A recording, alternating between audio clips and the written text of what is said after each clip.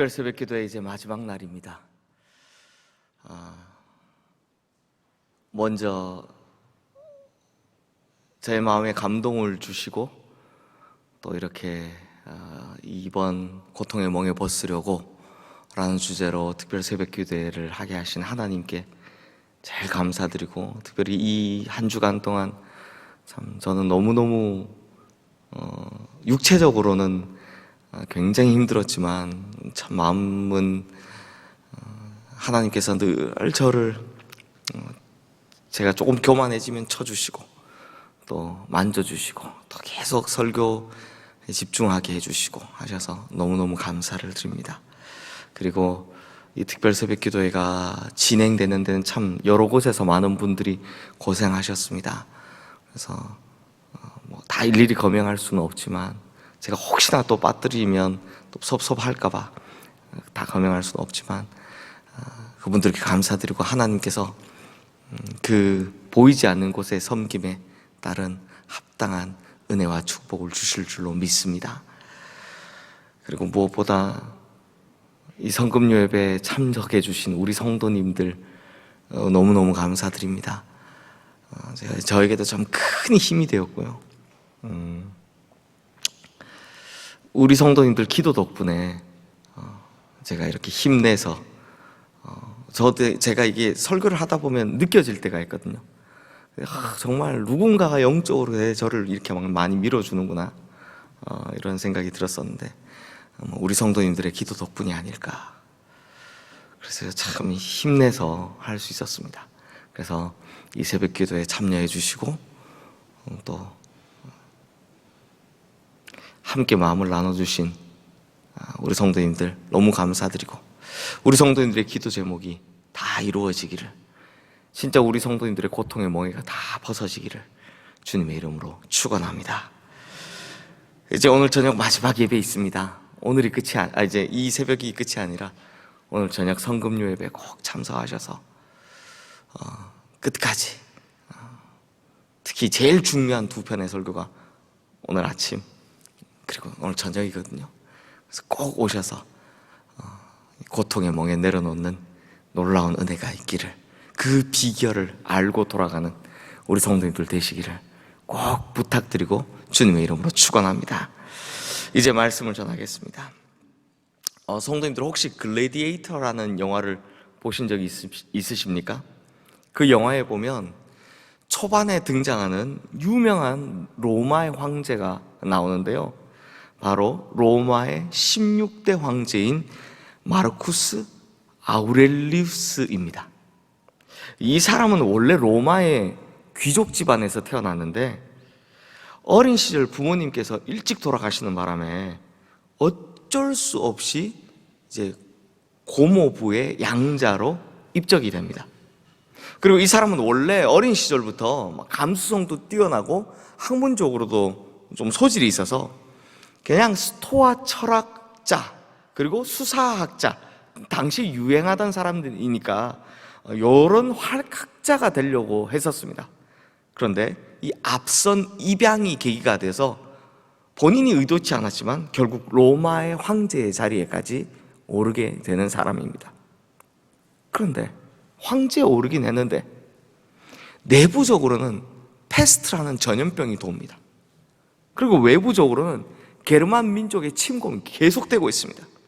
즉 내우외환의 시기를 겪었기 때문에 황제가 되어서도요, 권세를 누리거나 평안을 누리거나 이러질 못합니다. 그냥 로마라는 나라를 지키기 위해서 온갖 고생을 다 하는 거죠. 1년에 3분의 2 이상을 전쟁에 나가 있는 겁니다. 결국 전쟁의 막사에서 병을 얻어 운명을 맞이하게 됩니다. 이렇게 굴곡심한 인생을 산 마르쿠스 아우렐리우스가요, 죽기 전에 자기 유언처럼 인생에 대한 정의를 이렇게 내립니다. 인생은 댄스보다 씨름에 가깝다. 그러니까 우리 인생에 기쁘고 즐거운 순간도 있지만 힘들고 어려운 순간 훨씬 더 많이 겪어야 하고, 또 그 둘을 비교해보니 기쁘고 즐거운 쪽보다는 힘들고 어려운 쪽의 무게가 훨씬 더 크다라는 겁니다. 이 이야기를 누가 했다고요? 마르쿠스 아우렐리우스. 그러니까 그때 당시에 세계에서 최고의 권세를 누리던 사람이 했던 말입니다. 인생은 댄스보단 씨름에 가깝다. 실제로 어떤 통계에 따르면 임종을 맞이하기 직전에 있는 사람 100명에게 한번 조사를 해봤습니다. 그랬더니 95명은 자신의 인생이 불행했다, 고통스러웠다, 실패했다 라고 느끼고요, 고작 5명 정도가 자신의 인생이 행복했다, 성공했다 라고 느낀다고 합니다. 왜 그런가 하니 이 통계에서도 뭐라고 이야기하냐, 우리 인생에 찾아오는 고통의 문제가 생각했던 것보다 훨씬 더 힘들고 어려웠다는 겁니다. 그러므로 어떻게 보면 우리 인생의 성패 여부가 바로 이 고통의 문제를 어떻게 해결하는가, 이 고통의 시간을 어떻게 극복하는가, 이것에 달려있다고 해도 과언이 아니다라는 거죠. 그렇다면 내 인생의 성패를 결정지어줄 만큼 중요한 이 고통의 문제에 대한 해답을 우리는 어디서 찾아야 할까요? 바로 성경이죠. 우리 고통의 멍에를 벗어주는 답, 성경에서 찾아야 하는 겁니다. 그런 의미에서 오늘 본문에는요, 극심한 고통의 시간을 겪고 있는 두 사람이 동시에 등장을 합니다. 한 명은 회당장 야이로의 딸이고, 또 다른 한 명은 12해 동안 혈루병을 앓고 있는 여인입니다. 자, 오늘 그러니까 특별 새벽기도의 마지막 날과 저녁에 있을 성금요 예배를 통해서 이 두 사람을 계속해서 보게 될 텐데요, 성도님들, 먼저 이 두 사람에게는 아주 묘하고도 특별한 공통점과 차이점이 있다라는 것을 발견할 수 있습니다. 먼저 차이점부터 보면 이 두 사람의 신분이 정반대입니다. 한 사람은 유대 회당장 야이로라는 사람이죠. 당시 유대 회당은요, 백성들을 이 교회처럼 종교적으로 교육하는 곳이기도 했지만 그뿐만이 아니었습니다. 여러 가지 사회 문제에 대해서 율법에 의한 판결을 내리는 곳이기도 했습니다. 그러니까 지금으로 말하면 교회와 법원이 합쳐진 것이다라는 겁니다. 그러니 종교와 사회의 힘이 집중되는 곳, 즉 총체적인 권력이 집중되어 있는 곳, 그곳이 바로 회당이었다는 겁니다. 그러니 회당의 장, 이 회당장이라는 신분을 보면 이 사람은 아주 높은 지위를 가지고 있고 사람들에게 존경받는 그런 명예를 가진 계층의 사람이다라는 것을 금세 알 수 있죠. 반면 이 혈루증을 앓고 있는 여인은 그야말로 가난하고 비천한 여인입니다.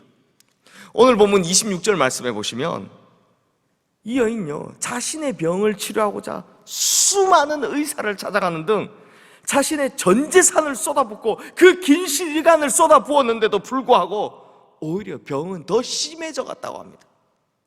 특히 혈루병처럼 이런 병을 가진 사람에 대해서 굉장히 부정하고 또 천하게 보던 유대 문화 때문인지 이 여인은요, 그 긴 시간 동안 사회적인 무시와 천대를 받았습니다.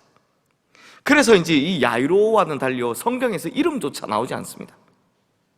그러다 보니 이 여인이 예수님의 소문을 듣고 찾아오기는 했지만 사람들 앞으로 나올 생각도 못하고 있는 걸 볼 수 있습니다.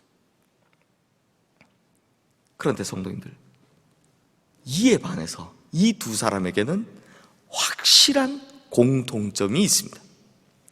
무엇입니까? 두 사람 다 지금 죽을 것 같은 고통을 당하고 있다는 겁니다. 그래서 이런 두 사람의 공통점에 대해서 성경이 참 의미 있게 표현한 것이 한 가지 있습니다. 한번 보십시오. 야이로의 딸이 몇 살이라고 했습니까? 12살입니다. 그리고 혈루증을 앓고 있는 여인이 병을 앓은 기간이 얼마나 되었다고 합니까? 네, 12해라고 합니다. 그러므로 이 두 사람의 가장 극적인 공통점은 바로 12라는 숫자라는 거죠. 그렇다면 이 숫자 12가 의미하는 것이 무엇일까요? 성도님들, 성경 보시면 자주 나오는 숫자들 있잖아요. 3, 7, 40 이런 숫자들은 그냥 나오는 것이 아니고요, 다 그만한 의미들을 가지고 있습니다. 10이라는 숫자도 마찬가지입니다. 12는요, 이 12는요 이스라엘 백성들에게 아주 특별한 의미를 주는 숫자인데, 왜냐하면 이 12, 10이라는 숫자는 완전함을 표현하는 숫자이기 때문입니다. 그래서 이스라엘의 지파도 12지파, 예수님의 제자도 12명. 그러므로 이 두 사람에게 공통적으로 12, 12이라는 완전함을 표현하는 숫자를 붙인 것은 이 두 사람이 처한 형편이 어떻다? 극심한 고통이다라는 겁니다. 더 이상 어떻게 할 수 없을 정도의 완벽한 고통이다, 고통의 끝이다라는 것을 나타내는 겁니다. 그렇다면 성도님들, 우리가 흔히 이렇게 깔고 간다 이런 표현을 쓰죠.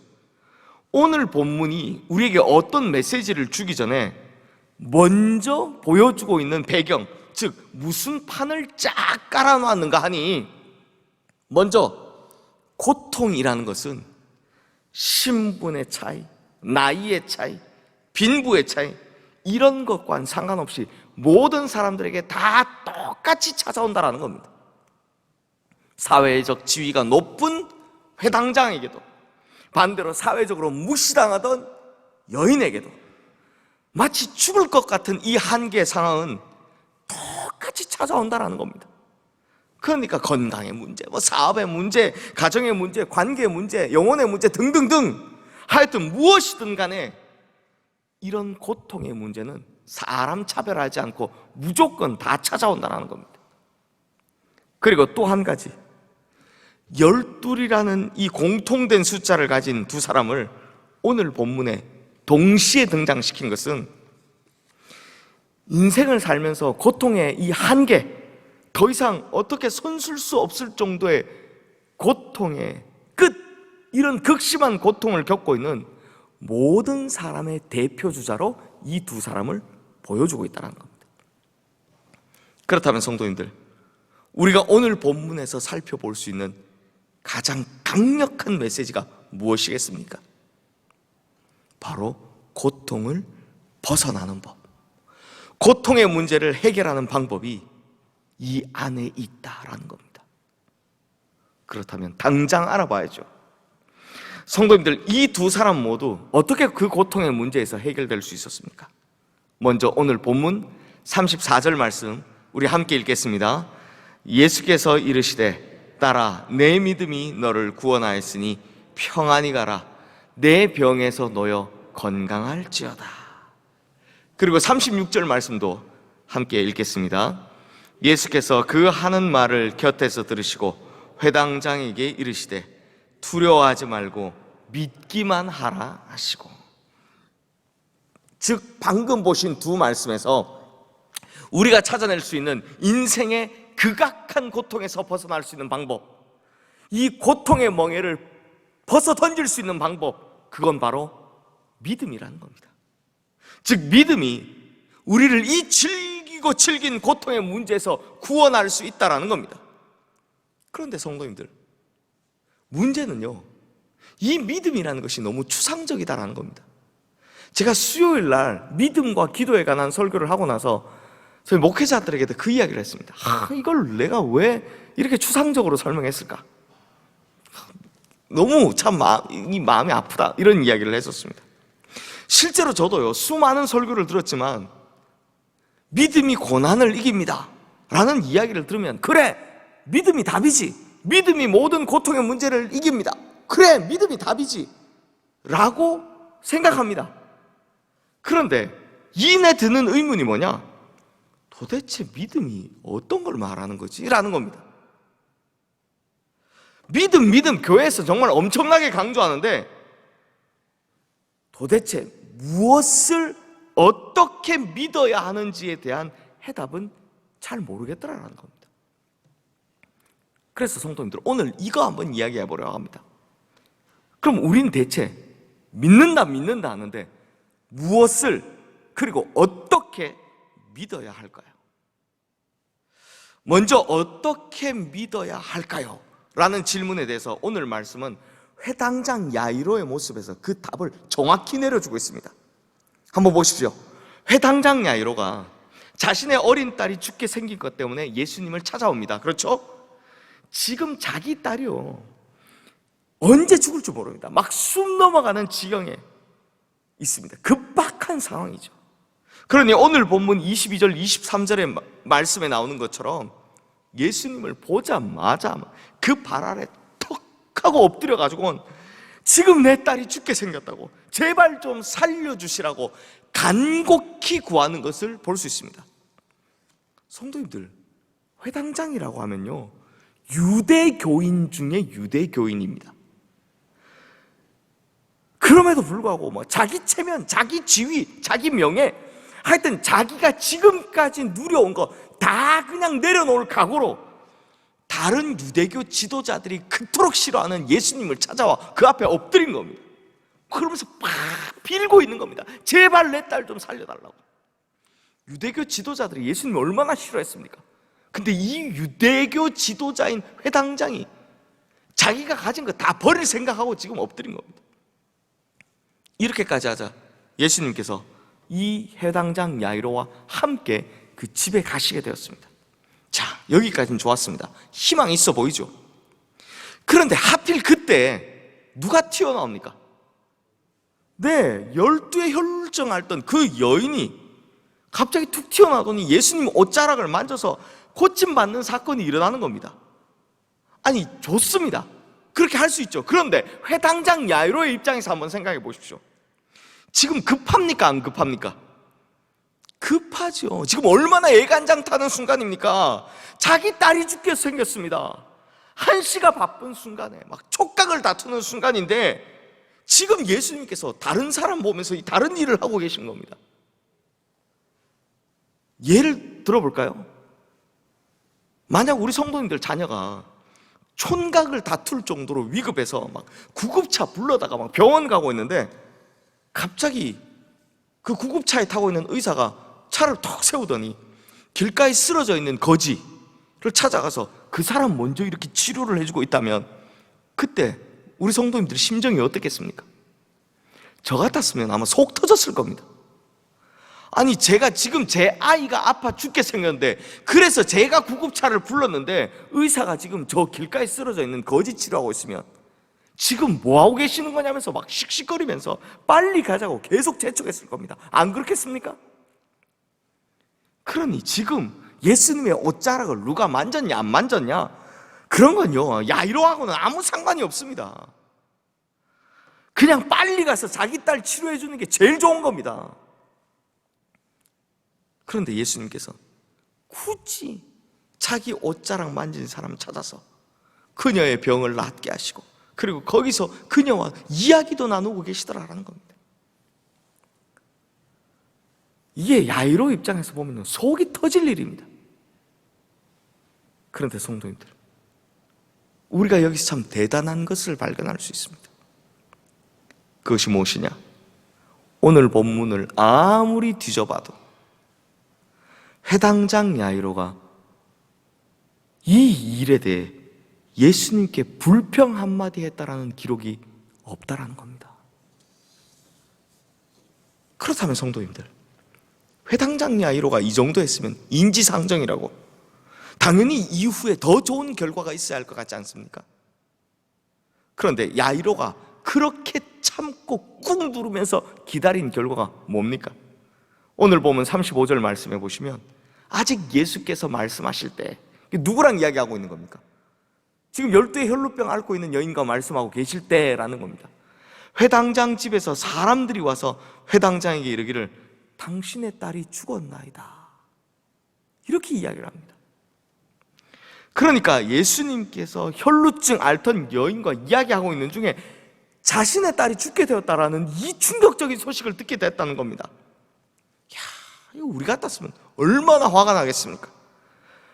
우리 같으면 얼마나 원망의 말을 쏟아냈을까요? 아니, 예수님, 지금 제가 체면이고 제 지위고 뭐 다 포기할 마음으로 예수님 찾아와서 내 딸이 위급하니 좀 빨리 가자고 그렇게 간곡하게 말씀드렸는데 좀 서둘러 주시지, 이게 뭡니까? 이런 불평의 말들을 쏟아내면 아주 한바탕에 쓸 겁니다. 그런데 참 야이로가 대단한 것도, 그럼에도 불구하고 지금 자기 딸이 죽었다는 소식도 들었음에도 불구하고 그 이후에도 한마디 불평했다라는 기록이 성경에 없습니다. 한마디도 안 했다라는 겁니다. 그러자 그 마음을 아셨는지 예수님께서 야이로에게 이렇게 말씀하십니다. 오늘 본문 36절 말씀 우리 함께 읽겠습니다. 예수께서 그 하는 말을 곁에서 들으시고 회당장에게 이르시되 두려워하지 말고 믿기만 하라 하시고. 자, 여기서 예수님께서 바로 믿음을 강조하십니다. 그러다 보니 주변의 사람들이 다 이미 늦었습니다, 그만 포기하시죠 라고 함에도 그 믿음 하나 가지고 예수님을 자신의 집까지 모시고 가는 겁니다. 그랬더니 어떤 일이 벌어집니까?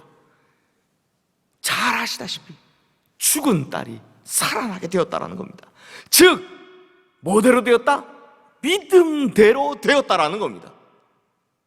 성도님들 잘 보셨습니까? 그렇다면 성도님들, 우리가 왜 고통의 문제를 해결하지 못하는지 이제 아시겠습니까? 왜 고통의 문제를 못 이겨내는지 이제 아시겠습니까? 우리가 고통의 문제에 패배하는 결정적인 이유는 주님께서 하시는 방법, 그 독특한 방법을 믿지 못하기 때문입니다. 그렇다면 처음 질문으로 돌아와서 우리가 고통의 문제를 이겨내려면 어떻게 해야 합니까? 무조건 주님의 방법을, 주님께서 하실 방법을 무조건적으로 신뢰해야 합니다. 우리 생각에는 예수님께서 빨리 오셔서 그 딸을 낫게 하시는 게 우리 생각이죠, 우리의 방법이죠. 그런데 주님의 방법은 그 딸이 죽을 때까지 있는 겁니다. 그리고 다시 살려내시는 겁니다. 이걸 전적으로 신뢰하는 겁니다. 어떻게 해요? 두려워하지 않고요. 즉 주님의 시간에 주님의 방식으로 주님의 뜻이 이루어진다는 것, 이렇게 고통의 문제가 해결될 것이다라는 이 믿음이 필요하다라는 겁니다. 성도님들, 오늘 야이로의 이야기를 보시면 일반적으로 우리가 생각하는 타이밍과 예수님께서 생각하신 타이밍이 완전히 달랐죠. 만약에 우리가 생각했던 타이밍을 계속해서 고집했다면 다른 사람들의 말처럼, 다른 사람들이 다 그렇게 이야기하잖아요. 이미 늦었다고, 왜 선생님 괴롭히냐고, 포기하라고. 우리 역시 포기했을 겁니다. 오히려 늑장 부리신 예수님께 원망하고 불평만 쏟아냈을 겁니다. 하지만 예수님께서 생각하신 그 타이밍에 맞춘 야이로는 남들이 이미 다 늦었다고 막 그만 포기하라고 할 그때에도 오히려 이 고통의 문제를 해결받는 놀라운 역사를 경험하게 되더라는 겁니다. 그러므로 성도님들, 뭐 하지 마라, 내가 생각하는 타이밍, 내가 생각하는 방법에 집착하지 말라라는 겁니다. 믿음은 그런 게 아닙니다. 믿음은요, 오히려 주님의 시간이 있다고, 주님의 뜻이 있다고, 주님의 방법이 있다고, 이걸 끝까지 믿고 가는 것이 진짜 믿음이다라는 겁니다. 그러므로 우리 성도님들, 이런 야이로같이 끝까지 믿는 믿음을 가지신 우리 성도님들 되시기를 주님의 이름으로 축원합니다. 이제부터는 이런 진짜 믿음 가지게 되시기를 주님의 이름으로 축원합니다. 그래서 더 이상 내 방법이나 내 시간에 맞추는 것이, 그래서 그 응답을 기다리는 것이 아니라 주님의 방법이 있음을 믿고, 주님의 시간이 있음을 믿고, 주님의 뜻이 있음을 믿고, 주님 뜻대로 이루어지기를 끝까지 기다리는 이런 진짜 믿음으로 말미암아 고통의 문제에서, 모든 고통의 문제에서 승리하는 우리 성도님들 되시기를 주님의 이름으로 축원합니다. 그러면 성도님들, 이번에는 어떤 것을 믿어야 합니까? 자, 무엇을? 이란 질문을 한번 해보겠습니다. 이건 오늘 본문에 다 나오지 않기 때문에 좀 다른 이야기를 한번 가져와 보겠습니다. 성도님들, 믿음하면 누가 떠오릅니까? 믿음의 조상 아브라함이죠. 여기서 우리가 늘 간과하는 사실이 하나 있는데요. 믿음의 조상이라는 말의 정확한 뜻은요, 우리도 아브라함과 같은 믿음을 본받는 믿음의 상속자가 되었다는 말입니다. 그러니까 상속을 받았는데 뭘 상속받았다는 겁니까? 믿음을 상속받았다. 아브라함의 믿음을 상속받은 자다라는 겁니다. 마치 아브라함이 그 아들 이삭에게, 그리고 이삭이 그 아들 야곱에게 자신과 똑같은 믿음을 본받게 했던 것처럼 결국 우리 역시 아브라함과 같은 믿음을 상속받아야 된다, 본받아야 된다라는 말이죠. 그러면 아브라함의 믿음을 잘 보면 그 답이 있는 겁니다. 우리가 아브라함의 믿음, 어떤 믿음을 본받아야 합니까? 그 답이요, 사도 바울이 해줬습니다. 바로 로마서 4장 17절에서 22절 말씀, 여기에 정확히 나옵니다. 그 중에서도 특별히 지금 화면에 뜬 로마서 4장 17절 말씀 우리 함께 읽겠습니다. 기록된 바 내가 너를 많은 민족의 조상으로 세웠다 하심과 같으니 그가 믿은 바 하나님은 죽은 자를 살리시며 없는 것을 있는 것으로 부르시는 이시니라. 그리고 뒤이어 로마서 4장 19절 말씀도 함께 읽겠습니다.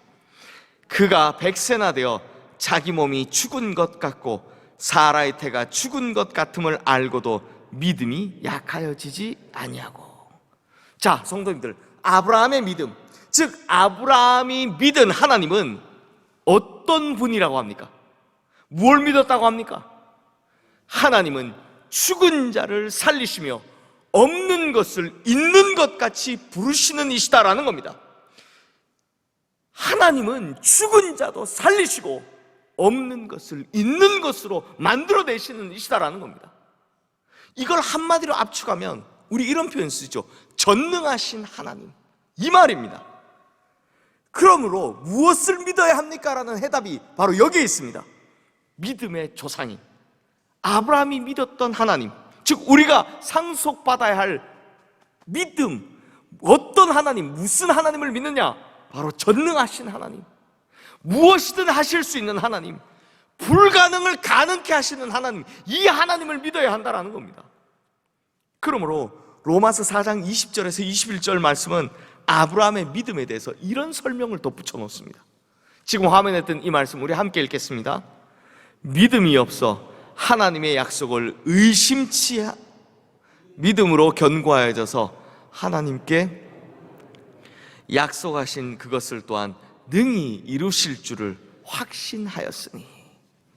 그러므로 믿음의 조상 아브라함이 우리에게 상속해준, 즉 우리에게 본받으라고 보여준 진짜 믿음이란 하나님은 전능하신 하나님이시다, 하나님은 불가능을 가능케 하시는 분이시다, 하나님은 죽은 것을 살려내시고 없는 것도 있는 것으로 만드시는 분이시다 라는 이것을 추호의 의심 없이 믿는 것, 이 믿음을 말하는 것입니다. 성도님들, 다시 오늘 본문으로 돌아와서 야이로의 이름 뜻이 뭔지 아십니까? 야이로라는 이름의 뜻은요, 내가 일으키리라 혹은 내가 살리리라 라는 뜻입니다. 그런데 이런 이름을 가진 야이로가 자신의 병든 딸 살려낼 수 있었습니까? 죽은 딸 살려낼 수 있었습니까? 아니죠. 할 수 없었습니다. 세상 부러울 것 없이 다 가진 야이로였는데 자신의 이름도 내가 살려내리라, 이런 이름이었는데 정작 죽어가는 자신의 딸의 문제에 있어서는 속수무책이었습니다. 무기력 그 자체였습니다. 결국 자신의 딸이 죽게 되죠. 하지만 성도님들, 이제 예수님께서 오셔서 이 죽은 딸의 손을 잡고 달리다굼이라고 외치십니다. 그런데 이 달리다굼이라는 말은요, 헬라어나 히브리어가 아닙니다. 당시 공용어로 사용되던 아람어입니다. 그럼 이 달리다굼의 뜻이 뭡니까? 일어나라 입니다. 그러니까 예수님께서요, 그냥 아무런 의미 없이 달리다굼 이렇게 외치신 것이 아니고요, 야이로의 이름과 똑같은 뜻을 가진 단어로 말씀하셨다는 겁니다. 그런데 이번에는 어떻게 됩니까? 무기력했던 야이로와는 달리 예수님께서 달리다굼이라고 외치시자 이 소녀가 진짜 살아나게 되었다는 겁니다. 이것이 무슨 말입니까? 사람이 할 수 없는 일을 우리 주님께서는 하실 수 있다라는 겁니다. 이 세상의 모든 것을 다 가진 것 같던 야이로조차 절대 할 수 없었던 것을 예수님께서는 진짜 해내셨다는 것입니다. 그러므로 고통의 문제를 해결하는 것에 있어서 우리에게 가장 중요한 것은 전능하신 하나님, 불가능을 가능케 하시는 하나님, 죽은 것도 살리시고 없는 것을 있는 것으로 만드시는 하나님, 이런 하나님을 추호의 의심 없이 굳게 믿어야 한다는 겁니다. 사랑하는 성도님들, 성경을 보면 어떤 사람 속에서 나타나는 하나님의 능력은 그 사람이 어떤 하나님을 믿느냐, 여기에 따라 좌우된다는 것을 우리가 성경을 통해 계속 볼 수 있습니다. 다시 한번 말씀드릴까요? 성경 전체를 다 보니까 그 사람 속에서 어떤 하나님이 드러나시느냐, 혹은 그 사람의 인생에 어떤 하나님의 능력이 드러나느냐, 이걸 보니까요, 답은 그 사람이 어떤 하나님을 믿느냐에 따라 결정되더라는 겁니다. 그러니 죽은 하나님을 믿는 사람은 그 믿음도 죽은 믿음이고, 그래서 능력도 죽은 것만 나오더라는 겁니다. 반면 살아계신 하나님을 믿는 사람은 그 믿음도 살아 움직이고, 그렇기 때문에 살아 역사하시는 하나님의 능력이 그 사람을 통해서 막 뿜어져 나오더라는 겁니다. 그러므로 성도님들, 내가 믿고 있는 하나님, 진짜 전능하신 하나님이시다라는 걸 믿으십니까? 내가 믿고 있는 하나님은 살아계신 하나님, 능치 못할 일이 없으신 하나님이시라는 것을 믿으십니까? 우리가 진짜 이런 믿음을 가지고 있다면 하나님께서 우리의 인생에 전능하신 하나님이 되어주실 줄로 믿습니다. 심지어 죽은 것, 없는 것, 불가능한 것을 뛰어넘어 모든 일을 가능케 해주시는 하나님이 되실 줄로 믿습니다. 그렇게 해서 우리의 인생의 모든 고통의 문제를 해결하시는 하나님이 되어주실 줄로 믿습니다. 그러므로 우리 성도님들, 첫 번째, 하나님의 때와 방법을 끝까지 신뢰하는, 그리고 두 번째, 이 전능하신 하나님을 믿고 의지하는 진짜 믿음 가지셔서 모든 고통의 문제에서 노임을 받을 뿐만 아니라 오히려 승리하고 또 승리하시는 우리 성도님들 되시기를 주님의 이름으로 축원합니다. 이 시간은 우리 찬양하며 기도의 자리로 나가겠습니다.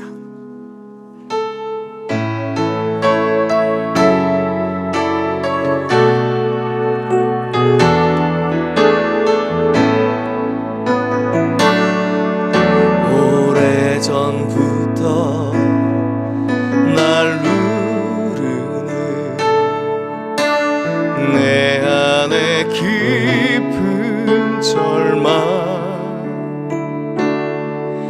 아무 희망도 어떤 기대도 내게 없는데, 사람들의 외면과 날 거절하는 눈빛, 아픈 상처로 짙은 어둠으로 깊이 빠져만 가는데,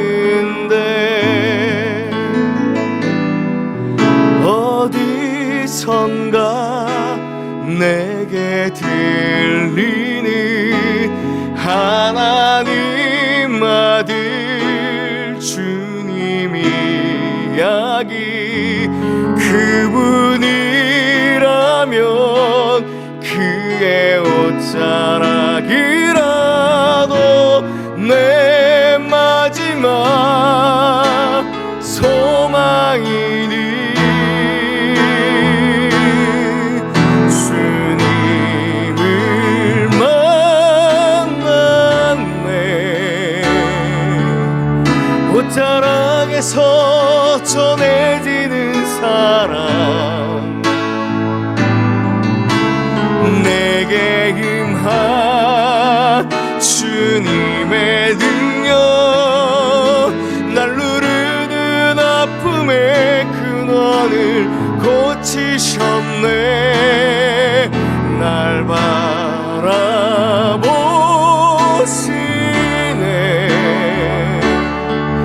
나의 연약함 주님은 아시네. 깊은 절망에서 날 자유케 하신 사랑 나 찬양해. 어디선가 내게 들리는 하나님 아들 주님 이야기 그분이라면 그의 옷자락이라도 내 마지막 소망이니 주님을 만났네. 옷자락에서 전해지는 사랑 내게 임한 주님의 능력 날 누르는 아픔의 근원을 고치셨네. 날 바라보시네. 나의 연약한 주님은 아시네. 깊은 절망에서 날 자유케 하신 사랑 나 찬양. 깊은 절망에서